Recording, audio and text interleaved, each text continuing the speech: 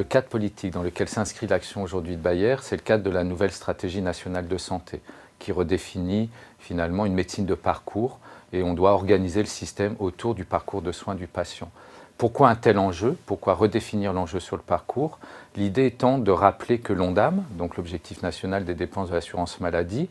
qui est sur une base de 170 milliards, va croître cette année de 2,7%.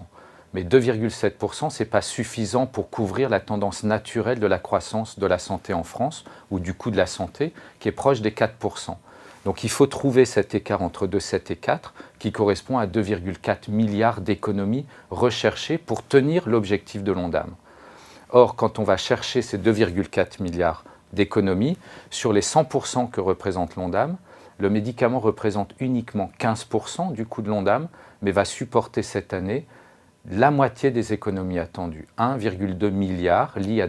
à des baisses de prix ou à des régulations de prix. L'idée, c'est si on veut moins faire peser sur le médicament, et c'est un enjeu pour nous industriels, moins faire peser sur les 15% qu'on représente au niveau du médicament, il faut aller travailler ensemble avec les autorités de santé sur les 85% restants, que sont les parcours de soins, pour essayer de générer l'économie attendue, plutôt que de la faire peser sur la baisse de prix ou sur des régulations de prix. Les impacts en matière de positionnement d'image pour un groupe comme Bayer, quand on décide d'aller travailler sur le parcours de soins, sont extrêmement forts, puisqu'aujourd'hui, cela montre et cela donne l'image d'un industriel qui souhaite s'impliquer au-delà de la mise à disposition de ces nouvelles molécules auprès des professionnels et des patients. Bayer également s'affiche dans la volonté de pouvoir contribuer à l'amélioration du parcours de soins. Et quand on comprend les enjeux économiques qui se cachent derrière ces améliorations, finalement, j'allais dire, et c'est peut-être très ambitieux, mais à la sauvegarde du système de santé. Le parcours de santé, c'est finalement toutes les étapes qui constituent la vie d'un individu quand il est sain, au moment où il va être malade, et son retour à un état sain ou son retour au domicile. Quand on prend un parcours de santé, on va avoir de grandes étapes, et les grandes étapes vont être la prévention primaire au tout départ, éviter les facteurs de risque finalement, pour éviter la survenue d'un risque ou d'une maladie, dépistage de la maladie, si on peut être porteur de certains facteurs de risque, donc dépister si on n'est pas malade, sensibilisation aux signes évocateurs d'une maladie, derrière la prise en charge médicale, qu'elle soit en urgence ou non urgente, et derrière toutes les étapes de suivi du patient. Chacune des étapes peut être en soi une zone de rupture, et une zone de rupture étant définie comme une étape qui ne joue pas son rôle idéalement dans l'absolu. Je prends l'exemple du dépistage. Si le dépistage du cancer colorectal doit être effectué chez tous les hommes de plus de 50 ans, et s'il est fait dans un territoire de santé que sur 35% des hommes de plus de 50 ans, on est face à une zone de rupture, et il faudra améliorer dans ce parcours le dépistage du cancer colorectal. Il y a de vraies zones de convergence économique pour un industriel à aller travailler sur le parcours de santé avec les autorités de santé. Je vais prendre un seul exemple qui est assez significatif. Quand on parle de parcours de santé, à partir du moment où un patient est diagnostiqué et traité, en particulier pour les maladies chroniques, le patient en matière d'observance de son traitement, et c'est connu dans les maladies chroniques, ne va observer son traitement que 50% du temps. C'est-à-dire en pratique, prendre son traitement 1 jour sur 2, 1 mois sur 2 ou 6 mois sur 12. L'idée étant que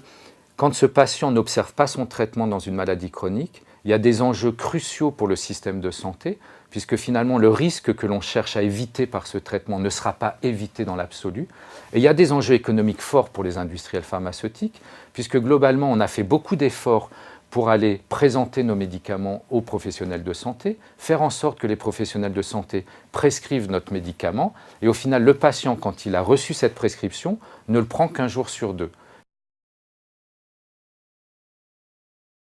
Aujourd'hui, dans la réorganisation de la médecine ambulatoire, il y a la création des maisons de santé pluriprofessionnelles. Donc le regroupement de ces professionnels pour construire, pour des patients chroniques en particulier, un vrai projet de santé. Sauf qu'aujourd'hui, quand vous demandez aux professionnels de santé de se regrouper en maison de santé pluriprofessionnelle et de gérer la coordination de ces patients chroniques et les liens entre l'hôpital et la ville,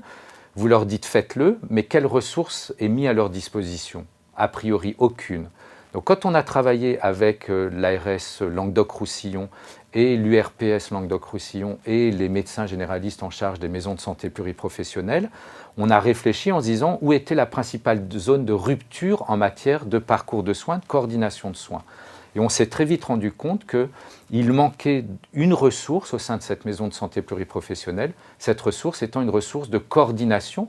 Finalement, l'idée qu'un individu, et on a décidé de financer une infirmière de coordination pour ces MSP, et cette infirmière va finalement prendre le parcours de